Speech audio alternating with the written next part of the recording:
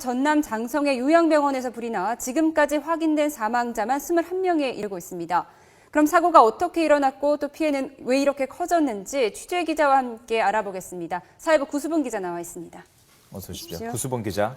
네. 그 불이 한밤중에 났는데요. 사실 화재 자체는 그리 크지는 않았었다고요. 네, 그렇습니다. 불이 난 시각이 0시 27분이고요. 자정이 넘은 시간이니까 한밤중이죠. 하지만 5분 안에 소방서에서 출동을 했습니다. 그리고 초기 진화는 6분 안에, 그러니까 초기 진화를 했고요. 네. 또 그리고 이제 큰 불길은 30분 안에 잡혔습니다. 잔불 정리까지 해서 완전히 불길이 다 잡히는 데까지는 1시간이 조금 더 걸렸거든요. 그러니까는 불길을, 그러니까 화재 진압만 놓고 본다면, 이 수치상으로만 본다면 화재 진압에 있어서는 그렇게 나쁜 상황이라고는 볼 수 없을 것 같습니다. 예. 네. 5분 안에 소방서가 출동했고 초기 진화가 6분 만에 이루어졌습니다. 말씀하신 대로 그렇게 상황이 나쁘지 않았는데도 불구하고 인명피해가 너무 컸습니다. 특별한 이유가 있었습니까? 그렇습니다. 사실 취재하면서도 밤사이 취재하면서도 사실 그게 좀 놀랐었거든요.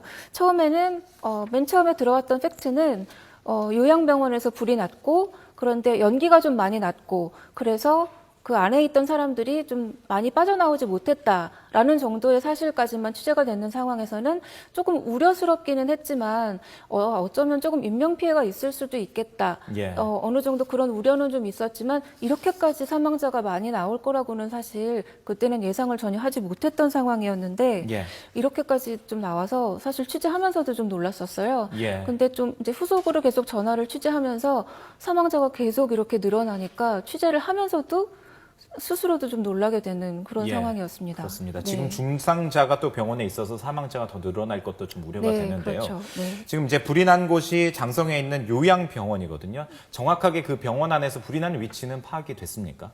네, 그 요양병원이 크게 2개 동으로 지금 이루어져 있습니다. 본관하고 별관. 별관은 또는 또 신관이라고도 부르더라고요. 네. 네, 그 본관이 훨씬 크고 별관은 조금 작게 되어 있는 것 같습니다.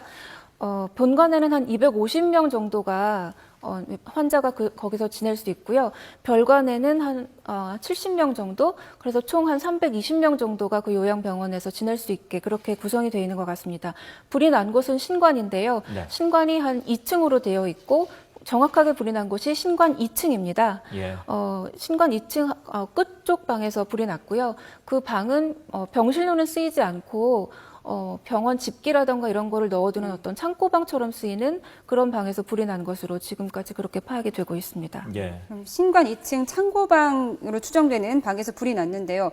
이쪽에서 이제 35명 정도가 있었던 것으로 추정이 되는데 네, 인명피해가 2층에만 35명이 있었고요. 네. 1층에는 한 40여 명 정도 있었던 예. 것으로 그렇게 파악이 되고 1층에 있는 있습니다. 사람들은 대부분 이제 대피를 대피가 했겠고요. 했고 피해가 대부분 2층에 이렇게 집중이 된 거죠. 네, 그렇습니다. 근데 1층에 있었던 사람들도 일부는 빠져나갔지만 예. 일부는 구조가 돼서 병원으로 이송된 사람들도 있고 그렇습니다. 네, 그럼 인명피해가 이렇게 커진 데는 어떤 구조적인 이유도 있었을 것 같은데요. 뭐 조사된 것이 있습니까? 네, 아무래도 요양병원이다 보니까 그러니까 요양병원이라는 것이 좀 거동이 좀 불편하신 어르신들이 그야말로 이제 요양을 위해서 가서 이제 지내시는 그런 곳이다 보니 아무래도 또 불이 또 한밤중에 났지 않습니까? 네. 그러니까 뭐 어르신들 같은 경우에 한참 또 주무시던 시간에 네. 갑자기 불이 났다 보니까 또 이제 뭐 대피하거나 하는 그런 데 있어서 훨씬 또 경황이 없던 그런 상황이 또 벌어졌을 거라고 충분히 예상을 할 수 있겠고요.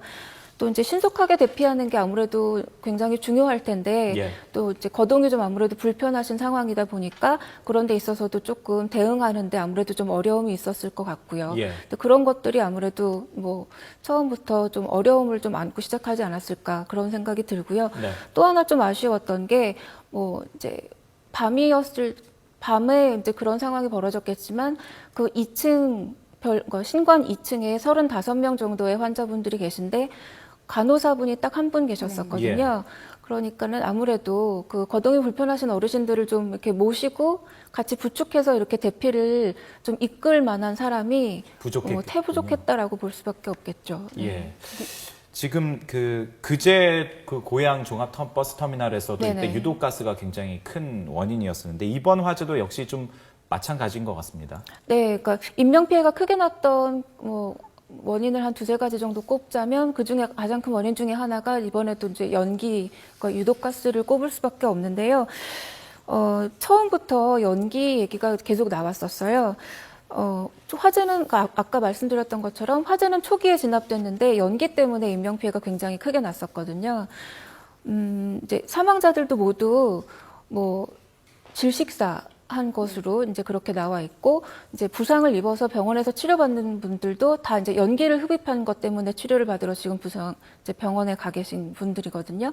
그러니까 연기가 이제 유독가스 때문에 간 건데, 지금 소방당국에서 밝힌 것으로는 이 유독가스가 이제 침구류가 타면서 나온 네. 유독가스 때문에 때문에 이제 그 유독가스가 굉장히 많았던 걸로 파악이 된다라고 이제 그렇게 밝히고 있는데요.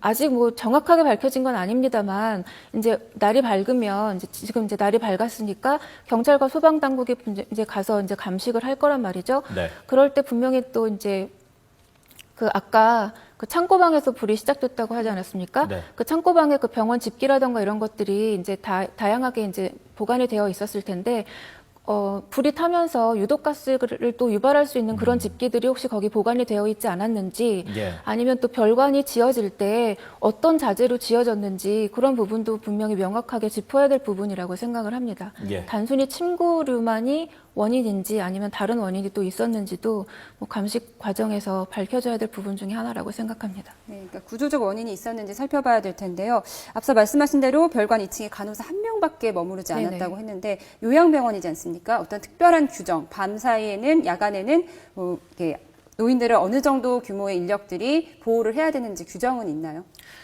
아직까지 뭐 규정까지 살펴보지는 못했는데요. 분명히 낮하고 밤하고는 조금 다를 수는 있을 것 같습니다. 네. 뭐 낮에는 모두 다 또 깨어 있고 뭐 식사를 대접한달지 아니면 뭐 어르신들을 데리고 뭐 운동을 한달지 뭐 그런 활동을 또 하는 뭐 그런 상황들이 있으니까 아무래도 이제 다른 뭐 간호사라든지 아마 간호조무사라든지 아니면 뭐 봉사를 하시는 분들이나 아니면 사회복지사분들이 같이 또 이렇게 같이 도움을 주시거나 하는 뭐 그런 인력들이 더 많이 있겠죠. 하지만 네. 밤이니까 뭐 낮에 비해서는 일손이 조금 덜 필요하다고 상정할 수는 있겠으나, 예. 뭐 이제 그러니까 요양원이고 또 아무래도 그 지금 별관에 지금 그 화재가 있었던 그 별관은 특히 중증 치매 또 이제 중풍 환자분들이 계셨던 곳이거든요. 네.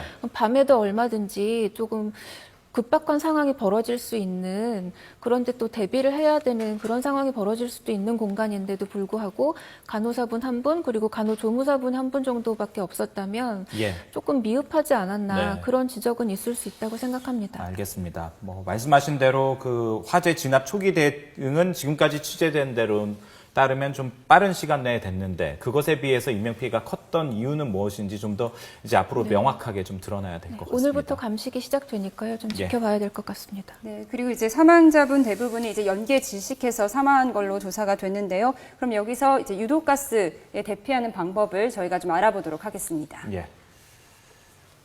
자, 화면으로 준비됐는데요.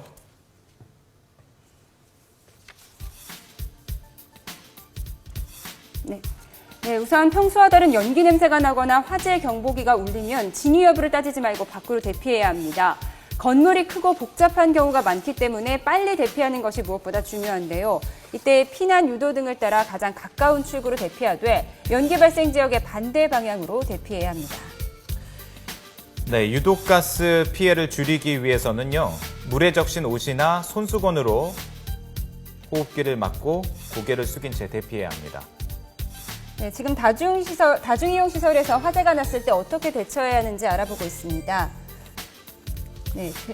네, 대피 과정에서 연기나 유독가스를 마셔 의식이 없는 사람은 응급 조치를 취해야 하는데요. 바닥에 눕힌 뒤 꼬집거나 큰 소리를 부르는 등 자극을 줘서 반응이 있는지 살피고 또 의식이 돌아올 경우는 환자를 옆으로 눕혀 호흡이 원활하게 이루어질수록 도와야 합니다. 네, 지금 응급처치 방법이 나오고 있는데요. 그 심장 정지 환자에게 심폐소생술을 할 경우에는요, 환자 생존율이 3배 가까이 높아져서 그야말로 생사를 가르게 됩니다.